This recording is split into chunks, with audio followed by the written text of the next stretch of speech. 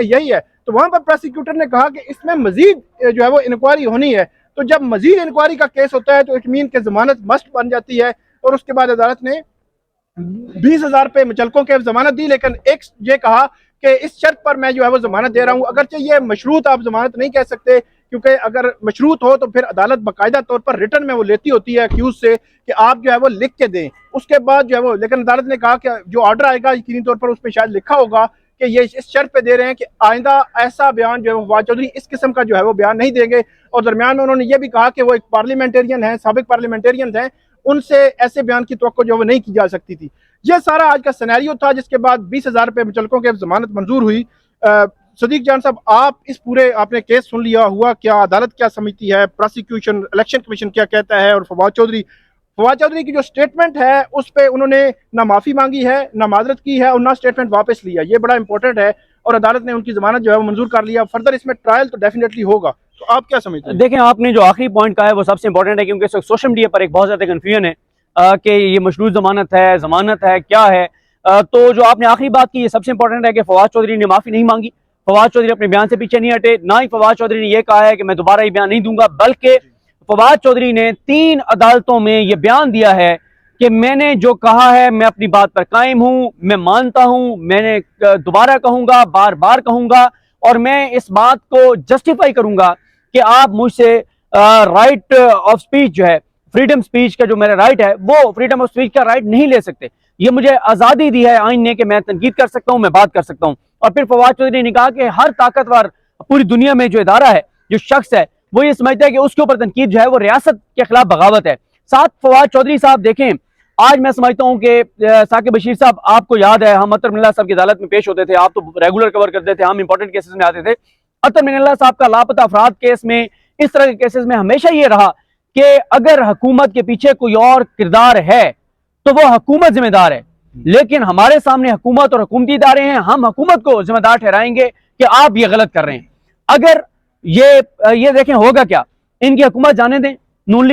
League वाले बाद में कहेंगे जी हमें तो नहीं पता, ये फलानों ने फवाद चौधरी के मुंह पे कपड़ा डलवाया था, ये फलानों ने कहा था फिर काला कपड़ा डाल दो, क्योंकि सफेद कपड़े से हम उसको नहीं तोड़ सके, उसको परेशान नहीं कर सके, उन्होंने कहा था इसके बच्चों को ना मिलने दो, उन्होंने कहा था इसकी अहलिया को ना मिलने दो, उन्होंने ये सेशन जज के पास लगवाया केस, उन्होंने सेशन जज से दोबारा मजिस्ट्रेट को भिजवाया, उन्होंने 2 रोजा मजीद जिस्मानी रिमांड दिलवाया, उन्होंने कहा कि हम पीछे पीछे गाड़ियां हमारी लगी हुई हैं, फवाद चौधरी को सड़कों पर घुमाओ फिराओ। ये बाद में ये नहीं कह सकेंगे। अगर ये कठपुतलियां हैं, अगर ये चाबी वाले खिलौने हैं, अगर इनकी इतनी औकात नहीं है तो भी इसे रिजाइन कर देना, छोड़ दें। कल को ये कहेंगे कि जी हमसे उन्होंने करवाया था। लेकिन आज मैं समझता हूं कि इनके मुंह पे तमाचा है, 2 तमाचे हैं। एक ये कि जो इनका ये था कि वो जी लंबे अरसे के लिए जेल चला गया, वो नहीं हुआ। दूसरा, सबसे बड़ी बात यह है कि फवाद चौधरी इस मुश्किल इम्तिहान में मेरी नजर में तो पास हो गए हैं। आप बताएं कि आप क्या समझते हैं? बिल्कुल, जो एक चीज से मैं आपसे इख्तलाफ करूंगा,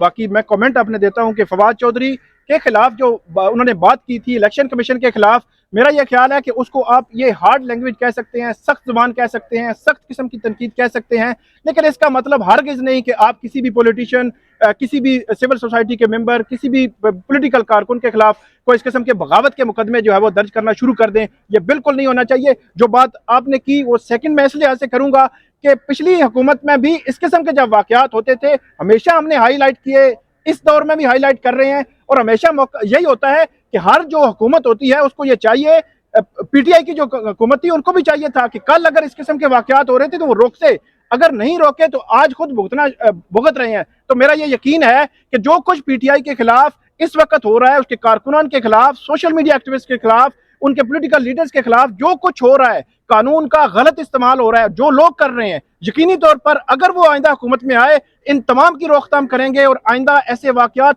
नहीं होने देंगे। एक और मेरा सवाल आपसे ये है कि पिछले 7 रोज में जो पॉलिटिकल आपने बात की कि उनको कितना गेन किया, मेरे ख्याल में तो जो ये गिरफ्तारियां जो हैं, ये जेलें जो हैं, ये जो सियासी लीडरशिप होती है इनका दूसरा घर होती है, इनको बहुत गेन करते हैं, बहुत ज्यादा इनको जो है वो पॉपुलैरिटी तो डेफिनेटली मिलती है। और 7 रोज मेरा ये ख्याल है कि हो सकता है जो फवाद चौधरी हैं पिछले 6-7 साल में वो ना कमा सके हों जो 7 सालों में उन्होंने 7 दिनों में जो है वो उन्होंने कमाया है। तो आप इस पे फर्दर क्या कहेंगे? देखिए, मैं आपको बताऊं साकिब बशीर साहब, मैं आप से इत्तेफाक इस बात का करता हूं कि अब अगर तहरीक इंसाफ आती है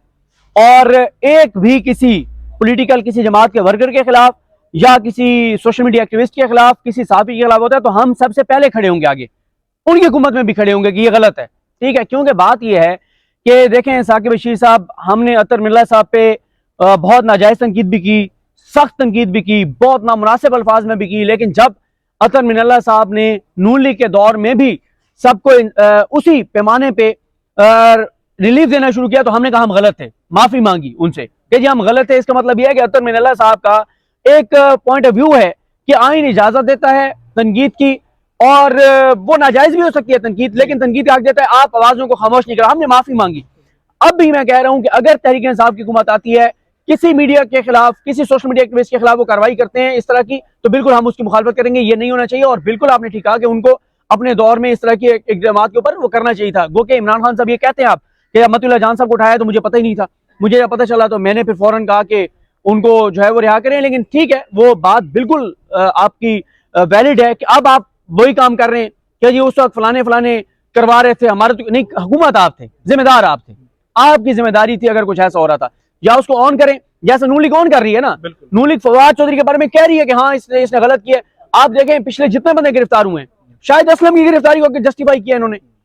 जो उठाया गया, मरियम औरंगजेब साहब ने आगे प्रेस कॉन्फ्रेंस की कि जनाब हमने बिल्कुल ये हुआ है और ये बड़ा गलत हुआ है और बिल्कुल हमने किया है। बिल्कुल आपने ठीक कहा कि जब किस किस्म के वाकयात होते हैं तो वो हुकूमत उसकी जिम्मेदार होती है। पहले दिन सदीक जान साहब यहाँ पे जब लाहौर से लाया गया था फवाद चौधरी साहब को, तो इस यहाँ पे जब उनको बैठे हुए थे समात के बाद, तो मेरा सवाल सिंपल यही था कि आपके दौर में 2 बगावत के मुकदमे इसी इस्लामाबाद में हुए, तो क्या आप ये समझते हैं कि आज आप पे हुआ और आइंदा आप नहीं होने देंगे? तो उन्होंने कहा कि मुझे याद नहीं है। तो इट मीन कि जब आप हुकूमत में होते हैं तो आपको ये चीज़ें याद होनी चाहिए ताकि इन जो है वो आइन का जो हुकूक देता है इनकी खिलाफ वर्जियों को रोका जा सके। बहुत शुक्रिया सदीक जान साहब हमारे साथ थे। और आज जो फवाद चौधरी की जमानत मंजूर हुई है, अभी रोपकार जारी होगी और उसके बाद अडयाला जेल से उनको रिहा कर दिया जाएगा। Thank you so much sir.